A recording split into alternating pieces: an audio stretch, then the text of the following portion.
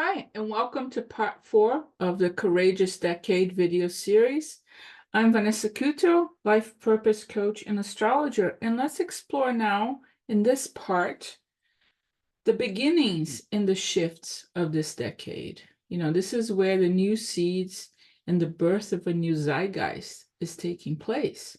And as we are now in the year 2024, getting almost halfway through the decade, we're really starting to see how the first seeds that were planted in the beginning of the decade are starting to sprout, and what are the new ones that will be planted now this year and in the coming year. So let's just take a quick review of this. Was part of the other videos where I talk about when planets come together. It's a new seed moment. It's like a new moon. Seeds are planted. So if you see the top three, Saturn and Pluto, Jupiter and Saturn, they all came together in the very beginning of 2020. The year, there's a before and an after 2020. Whenever I meet people now that I haven't seen for a while, I'll be like, oh yes, we saw each other in the before times, right? Meaning before 2020. And now we're also seeing here, if you go to the purple part, Jupiter and Neptune, Jupiter and Uranus, which is coming up now in April of this year. They joined forces in 2020, 22, and now April 2024, which is going to be the big one for this year, Jupiter and Uranus. So right there, you're seeing the beginnings of new seeds being planted. And then the next one, the big, I would say, very, very transformative, very epoch shifting, is Saturn and Neptune at 0 degrees Aries in 2026. And that is a longer cycle. That's a 30-year cycle. So it does really plant seeds that will take some time to really color the zeitgeist. And then the next one, which is Saturn and Uranus, will happen in June of 2032. And so that means that for now, Saturn and Uranus are in their waning cycle. So whatever got started 44, 45 years ago is really on the waning side. It's coming undone. It's sort of the thread of your sweater is unraveling in that respect. So let's talk about the idea of the ingress. The ingress is when a planet enters a sign, right? It arrives in that sign. And I like to think of this as sort of the feng shui shift for the collective zeitgeist. And this isn't very relevant, especially when it's a slow moving planet, because it's going to stay there for a while, right? So much has been talked about Pluto entering Aquarius, this year, 2024, which is going to stay there 19, 20 years. And think of it this way, especially the planets Uranus, Neptune, and Pluto, but I would even consider Saturn as well, because it stays in a sign for a while. It's kind of like a new roommate moving into your house. It changes the vibe, it may change the decor. It may bring in new opportunities, new ways of seeing things. You may start watching new TV shows. It's a little bit like that. So if you think of Uranus spends about 7 to 8 years in a sign. It's going to arrive in Gemini in the year 2025, and it's going to stay there about until 2033. Oh, lucky me, I'm a Gemini.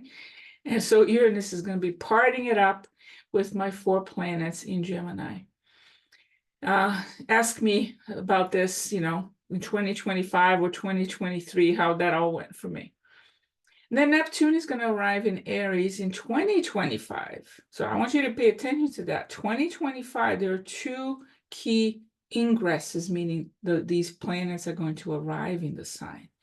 So we're really kind of turning the knob to 11 on the shifts in the zeitgeist. And so Neptune stays in a sign for about 12, 13 years. It's been in Pisces for a while. And I think at this point, we're feeling like it's as if we overstayed in the bathtub and our fingers are all pruny with Neptune. in Pisces. So when Neptune arrives in Aries, it's a bit like we get out of that bathtub, we're drying it up, right? And also the idea here is this: when these planets arrive in a sign, that first entrance, it's that first impression. And so this is when we really get to see little symbols that start showing up of what it's going to mean for that planet to be in that sign. Again, back to the analogy of the roommate. When that roommate moves in, it's in those first few days that you get a sense of like, oh, okay, this is how it's going to go now. You know, these are some of the things that may be issues. These are the things that may be going well. But what I really want you to notice here is that it's 2024 and 2025. So halfway through this courageous decade, we have these big three, the slower moving planets arriving in new signs. And also, they are arriving in signs that are of the element of fire, which is Aries, and the element of air, Gemini and Aquarius. Fire and air, you know, think of it, they kind of work together. Air makes the fire blow higher, you know, spread further afield. And so there's a lot of shifts, you know, there's a lot of movement. Air signs are movements of the mind. Fire signs, movements of imagination in the soul, especially with Neptune and Aries. The imagination gets fired up. And let's just hope it's good imagination in this case, good visions. So we'll be definitely talking about these for years to come, but this is just to call your attention to the middle of this decade. We're in it. We're in the center of the storm. Again, just to highlight some of the things we kind of covered already, but look at all the orange lines.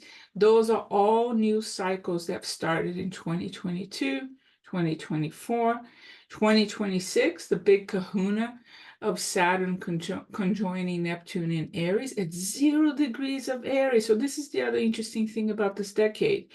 We've had the Saturn-Jupiter conjunction at 0 degrees of Aquarius. 0 is really important because it's the very, very beginning of a sign, and especially in Aries, which is the very beginning of the whole zodiac wheel. Then we're also going to even see in the sort of the yellow one, Jupiter opposite Saturn, which is going to take place in 2029, 2031, and those kind of like going back and forth because planets retrograde. So that's the peak of the cycle of when they join forces at the end of 2020. But mostly, we're just seeing a lot of new beginnings.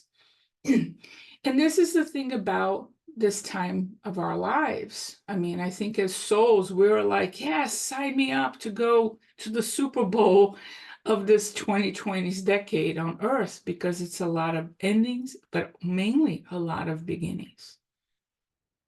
So let's talk a little bit about Saturn, because Saturn spends about 3 years, 2.5, 3 years in the sign.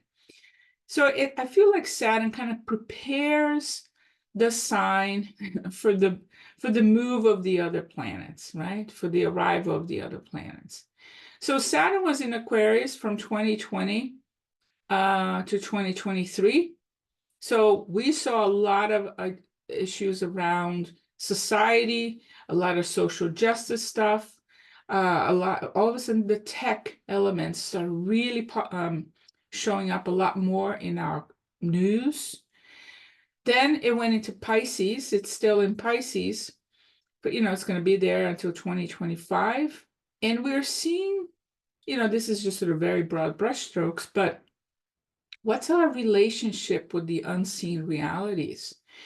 We do have AI to contend with, but we also are looking at new ideas of, we have developments in ancestral healing. We're seeing like, there's kind of I would say, a more defined split between those who are materialistic, but those who are aiming for the imaginal, for the imagination, for creativity, for soul. there's a revelation of what is the hidden structure when Saturn is in Pisces, but also of giving birth to a dream, to a vision. You know, we see this a lot in our own personal lives, but in the collective as well. And then when Saturn goes into Aries, which is going to be in 2026 through 2028, the sense I get is we're going to be doing a lot of shadow work, because also whenever Saturn goes into a sign, it shows us what is not working right. You know, it gives us a critical eye. And I think one of it is going to be the shadow work around our assertiveness, our need for violence, our need for competition. But it's also going to highlight the challenges we have around how do we have the right to be here, to just be? Because Aries is a sign of I am. Really, that's its phrase, I am. Aries comes out of the merging waters of Pisces and says, enough, I'm getting out of the ocean, I'm stepping onto the beach, I'm dry, I'm going to define who I am. And so I think with Saturn and Aries, there's this sense of we have to do the work around who am I and what is my right to be here. There's an assertiveness in that element there. And then it's going to go into Taurus towards the end of the decade. In the sense, good Saturn word for me is discipline. And it's the discipline of our resources, the discipline of our personal resources, but more importantly, perhaps, the resources that we use from Earth, right? From Mother Earth. A little bit on the Saturn-Neptune conjunction, which is going to take place in 2026. There's a lot more we're going to be talking about it. We have, almost 2 years to go for, still to prepare. But the sense I get is, think of Saturn as the midwife of the zodiac. It's in the embodiment. And Neptune is it's the ideal, the vision, the dream. And so it's and then in Aries is like, let's bring it into reality. Let's give it a kickstart. And so trying to make a vision into reality. It's taking action towards the visions. Maybe it's the visions, the dreams we had while Saturn was in Pisces.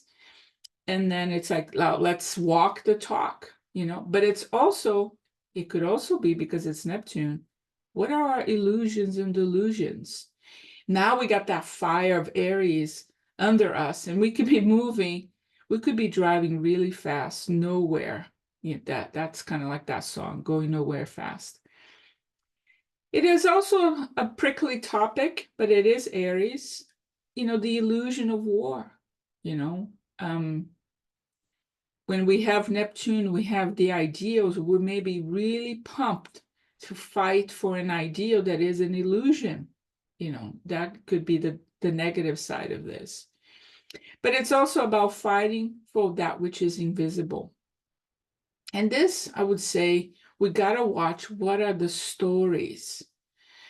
Neptune speaks to the imagination in the stories. And I think it's important for us to understand that what makes us humans is our ability to story tell. And everything in our culture is a story, be it science, be it religion, it's a kind of a story. And we're always fighting for those who will be on the side of our story. This is the human history, if you will.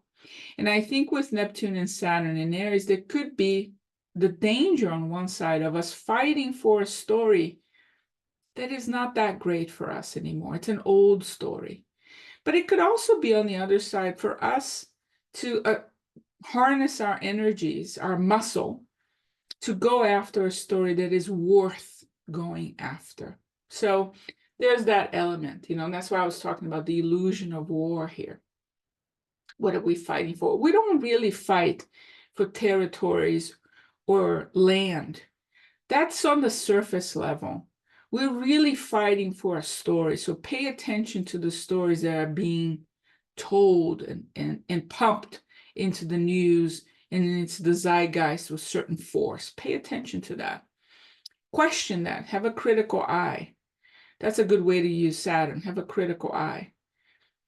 So we're also going to be dealing with the paradox of the real and the ideal. Real being Saturn, the ideal being Neptune. It's the reality and illusion, the mystic versus the fundamentalist. Massive difference. Do not mistake the mystic for the fundamentalist. We are seeing a lot in every area, both science and religion and politics, the rise of the fundamentalist. Personally, that's just my opinion, my 2 cents. That's a dangerous kind of story. Fundamentalists are, in my mind, they lack the holistic way of seeing and imagining things and possibilities, which is what the mystic is able to do. They have a view that is holistic and more imaginative and creative. So there will be, I think, a lot about that. And when it comes to politics, this is really important because remember, Neptune does have, because of its ideals, it can spread pretty quickly through cultures and peoples, and especially in Aries because it's quick. Aries is a quick sign. So it could be the rise of utopian ideals and movements that will sweep through politics and culture. Something to watch out for. And we're already seeing the seeds as Saturn is moving through Pisces. And then, of course, talk about Uranus moving into Gemini. So Uranus has been in Taurus since 2019, staying there until 2025. So we'll be really thinking and reimagining our resources. We're looking at, look at it, they're using tech. They're trying to put tech into humans. How Uranian could you get with that, right? But as it moves into Gemini, hopefully on the more creative side, it's giving us new insights, new ideas that have to do with communication. And so if you think communication is going fast, it's going to go even faster because it's in Gemini. It's going to spread like a web. It might give us a bit of whiplash. Personally, I think even though I'm a Gemini, even I think it's too much data, too much information. Now, one of the big things here that I just want to highlight because it's coming up is the union of Uranus with Jupiter on April 20th of this year at 21 degrees of Taurus. So if you have anything around 21 degrees of Taurus or 21 degrees of Scorpio, which is the opposite sign, or 21 degrees of Aquarius or Leo, which will form a square, be aware. Not be aware, I don't want to make it sound dramatic here, but be curious what's showing up in your life. You know, these are new seeds being planted. So Uranus and Jupiter can bring growth, expansion of consciousness, especially in regards to the body, new technology and resources, of course. On the negative side, I would say it's the sort of war and fighting for resources.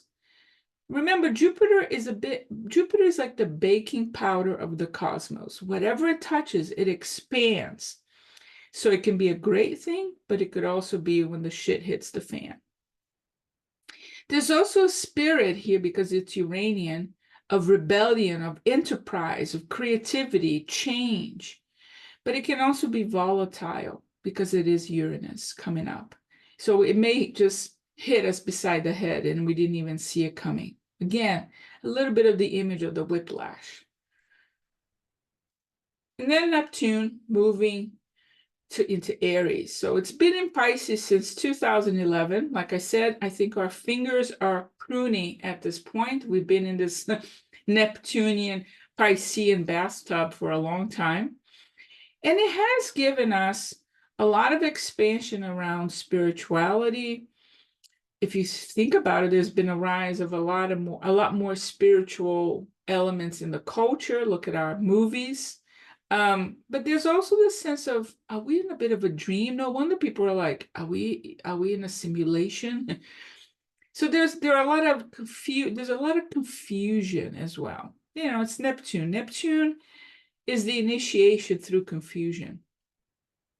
Now, when it moves into Aries, where it's going to stay until 2039, so a good chunk of time, pretty much most of the 30s, there could be, these are just sort of general brush strokes here, rupture with the systems that were built, something that was built on, all of a sudden we see like, no, that's not working. Everything is kind of like, this is an illusion. There's a new a new way of seeing things. Like I said, we get out of the bathtub, we're out, and it's like, oh my God, I've been there too long. What was going on?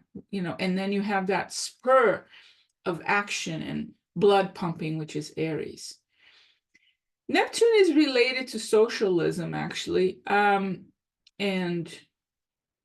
so think about how, I think we're going to be talking a lot more about socialism. It's going to be a lot more about that. But also spiritualism, but it's much more fired up. I think Neptune in Pisces can be a little bit like the mystic, the spiritual person in the mountain, kind of by themselves, having the download. When it goes into Aries, it's like now they go to the town square and they want to preach, they want to step on the soapbox and just preach. I think there's going to be much more fire, courage in the sort of message of spiritualism. I think it's going to change from this whole Instagram look that we see to something a bit more fired up. Perhaps behind a cause, behind something that people want to pioneer, which is very Aries. Again, bringing out the idea of pioneering visions. It's a starting sign. It's the sign. It's the start of the whole entire zodiac at 0 degrees. So I think we're going to be seeing people really pumped to start something that they've been dreaming about. The idea of idealistic revolutions and fighting for something, going a crusade, that's very Aries, but idealism, it's in the realm of Neptune. But it can also mean more compassionate action, looking to how are we really doing this? How can we take aid and compassion out into the world? Pay attention to the charismatic leaders and leaderships that may show up. Remember, Aries is a very pumped up sign, and Neptune can bring in this charismatic element for good or for ill. And I think it's also about a spiritual renaissance.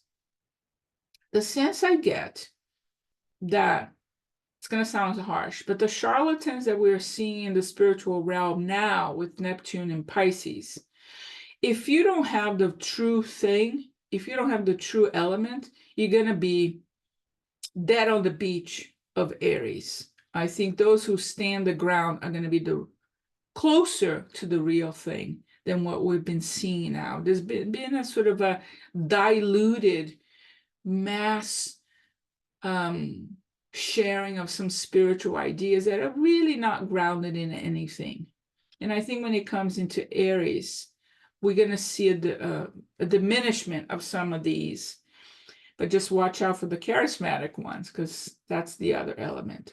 But I think there will be a shift in how we're seeing this sort of capitalist spiritual element that we're seeing in our culture that's being advertised. Only the good ones will survive. That's my sense.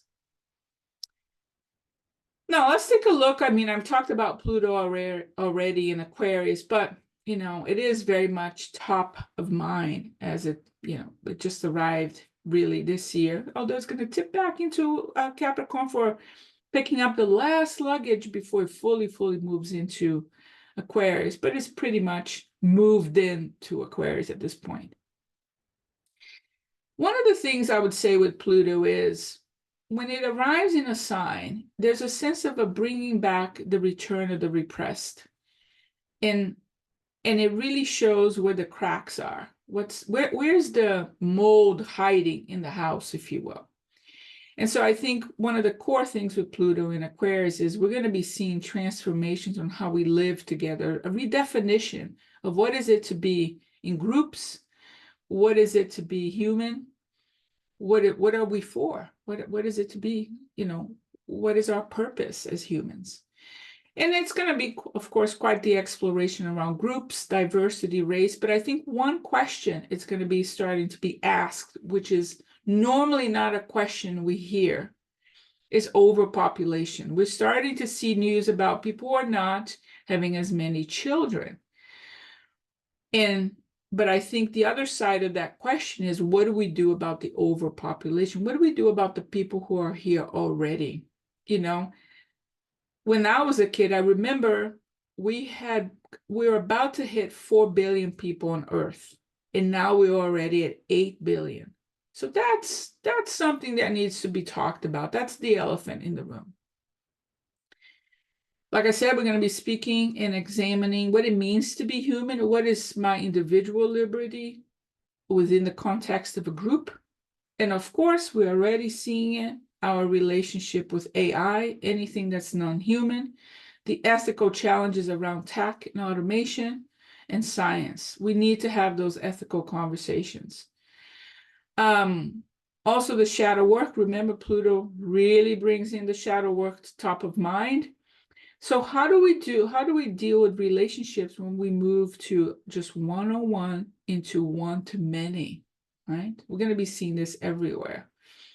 And also, one thing that I haven't touched on too much, but it's going to be also top of mind, is issues of surveillance and control and privacy, right? We're seeing this with the social media situation with TikTok and others, but what is mine? And it should be private to my individuality, right?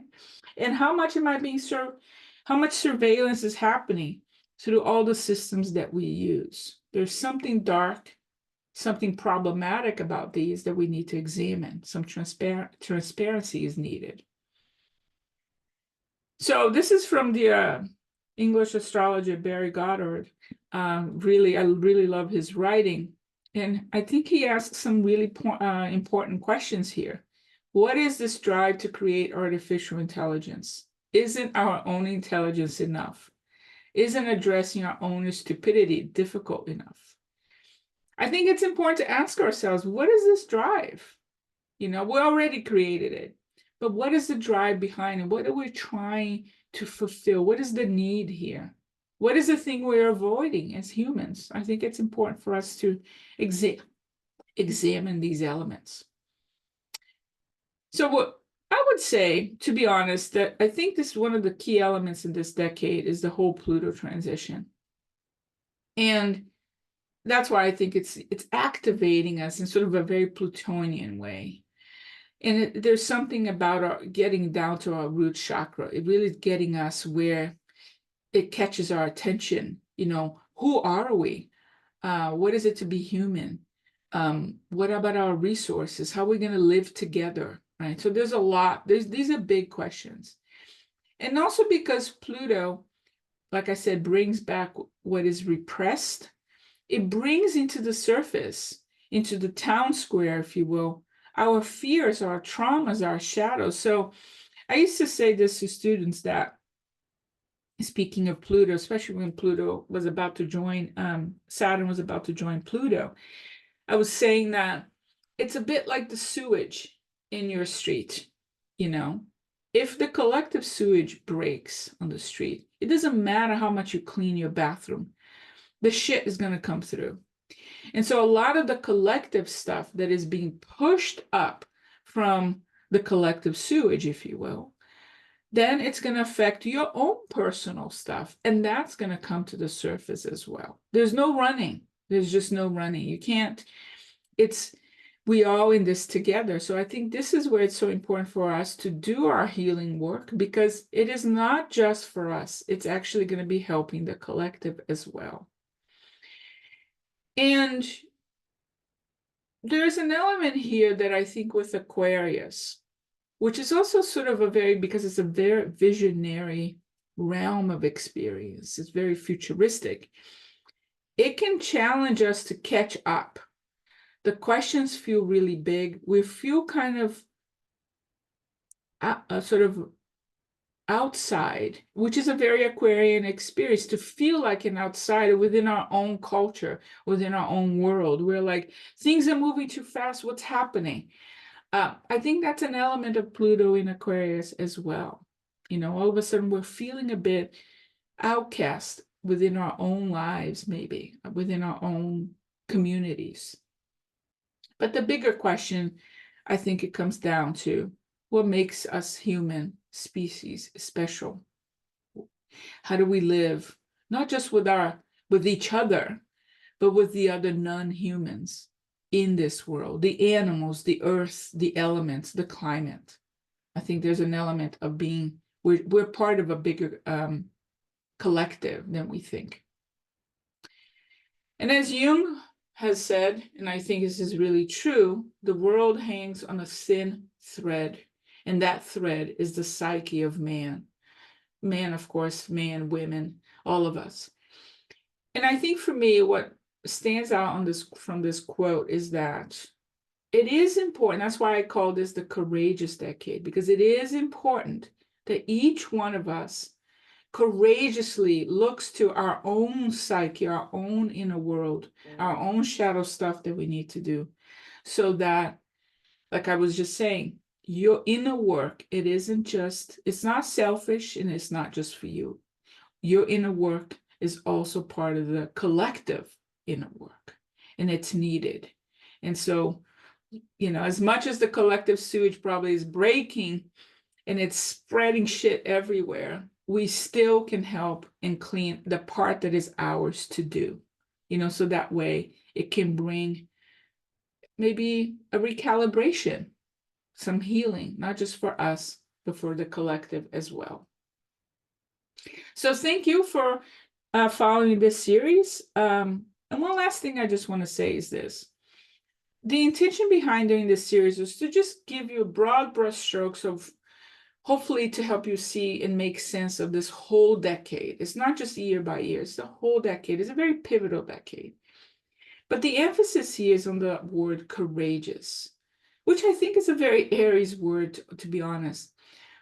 But it is also linked to our individuality, because I think how each one of us approach what's happening in the collective, it is good for us and it's good for the collective. Think of the collective as a huge potluck. What is the dish you're bringing? What is the contribution you're giving? And this could be through your inner work, through your career, through your sense of purpose, volunteering, your creative expression, anything.